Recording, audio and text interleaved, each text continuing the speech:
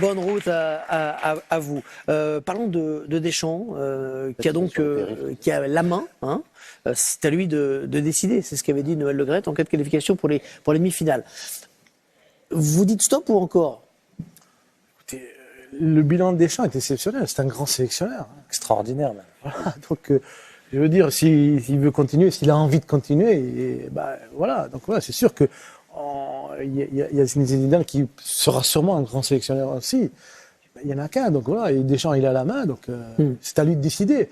C'est comme pour Hugo Lloris, est-ce qu'il a envie? Est-ce que psychologiquement, il a envie de continuer? Donc c'est une décision très personnelle. Ça. Ouais. Et si vous êtes Deschamps, vous avez envie de continuer ou vous dites ça suffit? Je sais pas. Quand on il aime beaucoup le poste de sélectionneur. Il a dit que ça lui permettait de vivre par rapport au poste d'entraîneur. Après, il faut voir comment. Il est encore jeune. Hein, il vit assez bien avec le groupe aussi, donc il faut voir comment. C'est personnel après. Moi, je pense que toute l'énergie qu'il a mise là-dedans, ça fait combien maintenant? 10 ans. Ça fait 10 ans, je crois que c'est une longévité exceptionnelle. C'est quand même ces discours qui reviennent, qui repartent. Fred, tu as été entraîneur, tu sais ce que c'est entraîneur. À un moment, il y a il y a des nouveaux joueurs. On le sait, mais quand il y a des nouveaux joueurs aussi, tu as envie aussi de connaître peut-être aussi un nouvel entraîneur. Je pense que ce qu'a fait Deschamps est exceptionnel. Et à un moment, on l'a vu avec Aimé Jacquet, on a souvent discuté avec Aimé Jacquet. À un moment aussi, tu as l'épuisement, tu as des choses que tu fais. À un moment, tu es un peu plus âgé. Mais... Ouais, mais bon, tu sais aussi, 10 ans, c'est beaucoup. Je trouve que sélectionneur, je trouve que c'est beaucoup. C'est pour ça que je dis c'est personnel. Je pense qu'il va vouloir continuer, hein, personnellement. Je pense qu'il va vouloir continuer, mais je pense qu'on ne va pas le laisser continuer. Ah bon? Vous avez des infos, Laurent Saganelli? Pour le coup, c'est pas ce qu'a dit. C'est pas la tendance. Non, mais Noël Le Graët, je suis pas sûr qu'il continue non plus. Vous avez des snipers qui ont débarqué un petit peu. Ce soir, c'est breaking news. C'est ça. On rappelle. Je pense qu'effectivement, le sort de Le Graët et de Deschamps sont un peu liés. Je pense qu'à mon avis, l'un et l'autre. Pas pour les mêmes raisons. Ouais. Voilà, on rappelle quand même que la France doit se qualifier maintenant pour l'Euro 2024, qu'elle est dans un groupe avec les Pays-Bas, l'Irlande, si je ne m'abuse. Oui, ce sera les deux premiers rendez-vous pour l'équipe de France au mois de mars. Le 24 mars, il y aura France-Pays-Bas et le 27 Irlande-France. Il y a également la Grèce et Gibraltar. Attention à Gibraltar, je vous le dis, franchement. À l'époque, on en mettait 10. Il faut se méfier.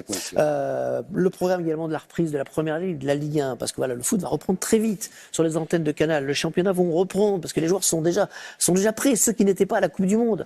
Il y a deux champions du monde. Hein.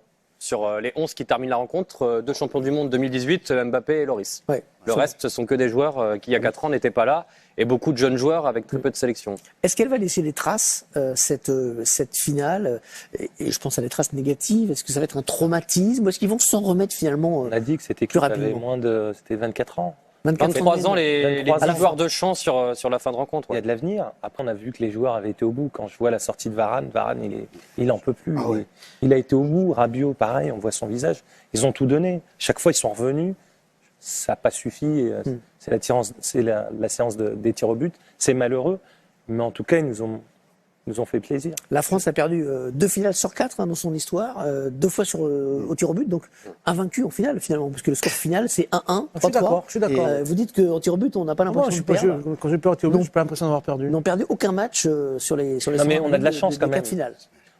Pour les jeunes, en tout cas, il y a un vivier extraordinaire. Je suis plus jeune que toi, mais la génération, ils ont vu 2006, 2018, 2022. Ils se régalent.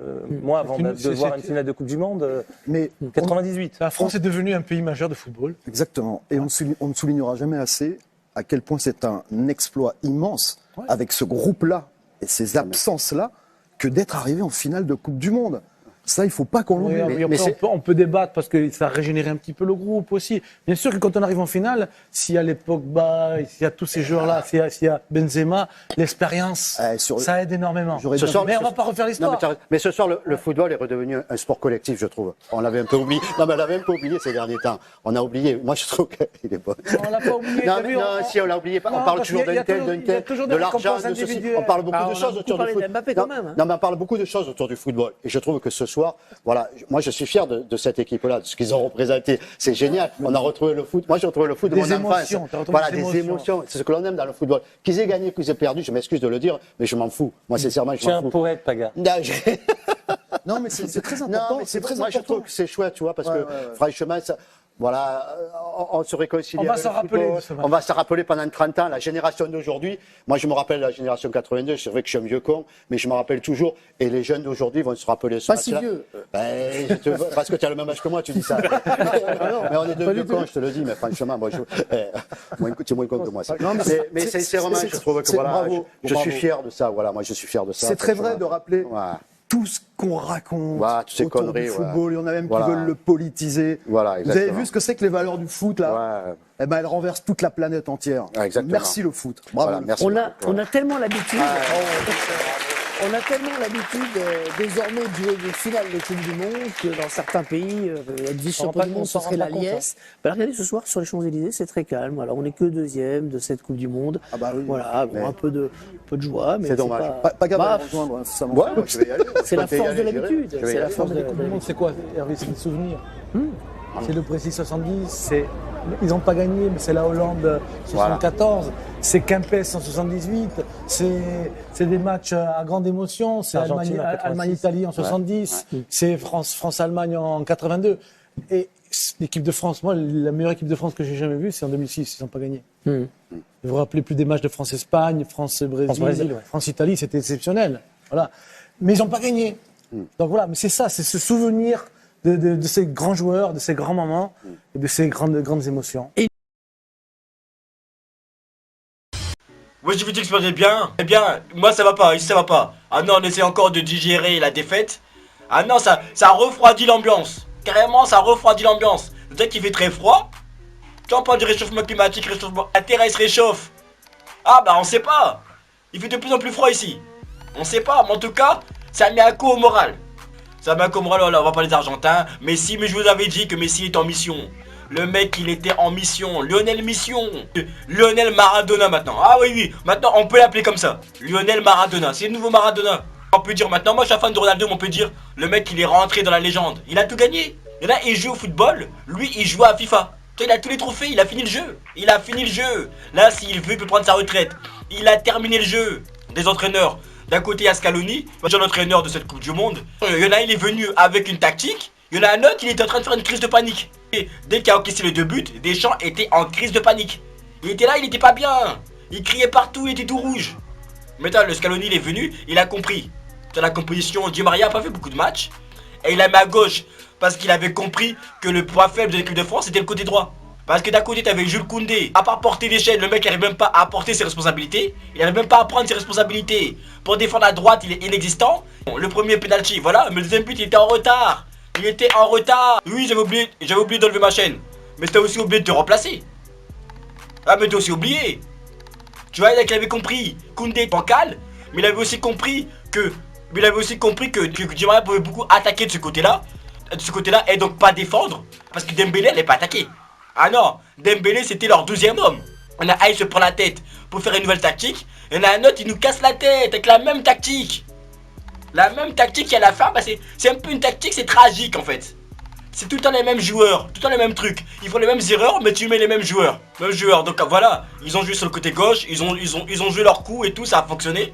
Nous on a commencé à jouer à la 80e minute quand Deschamps a fait rentrer Kolo Muani, Marcus Thuram. C'est là qu'on a commencé à jouer. Kolo Muani, il est venu ramener de l'agressivité.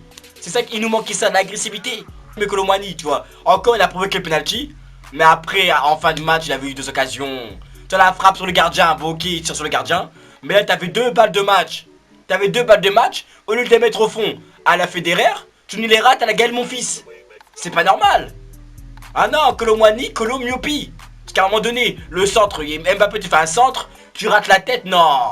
Ça passe devant toi, faut arrêter. Non, faut arrêter. Mais après, j'ai pas d'être dur avec lui parce qu'il s'est donné.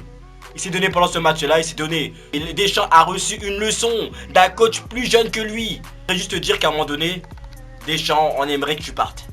C'est pas parce que dans ton équipe, il y a beaucoup de joueurs d'origine africaine qu'il faut commencer à jouer au dictateur africain. Non, parce que j'ai l'impression que lui, il veut pas lâcher le pouvoir. Ah, lui, il veut rester. S'il peut rester jusqu'à ses 90 ans, il va rester. Ah oui. Mais à un moment donné, il faut lâcher. Surtout qu'il a pas pris Benzema. Pour moi, c'est la plus grosse erreur de pas avoir pris Benzema. Là, ils vont dire oui, mais en 2018, on a gagné sans Benzema. Mais ça veut rien dire, et alors? Il y avait bien Thuram, en 2018, il était là. Et Théo Hernandez. Kolo Muani, non. Mais ils avaient faim. Di Maria était blessé, il ne se sentait pas bien. Le coach l'a gardé. Il l'a gardé pour ce match-ci. On aurait dû le garder pour ce match-là. Mais le problème, c'est que Deschamps, il a gardé la haine. Parce que au Ballon d'Or, Benzema lui a pas flatté son ego. Ah ben il a gardé la haine. Et ben maintenant nous on veut, tu vois, maintenant moi je pense que je parle au nom de tous les Français, de tous les amoureux du football. Ramenez-nous Zidane s'il vous plaît. Ramenez-nous Zizou.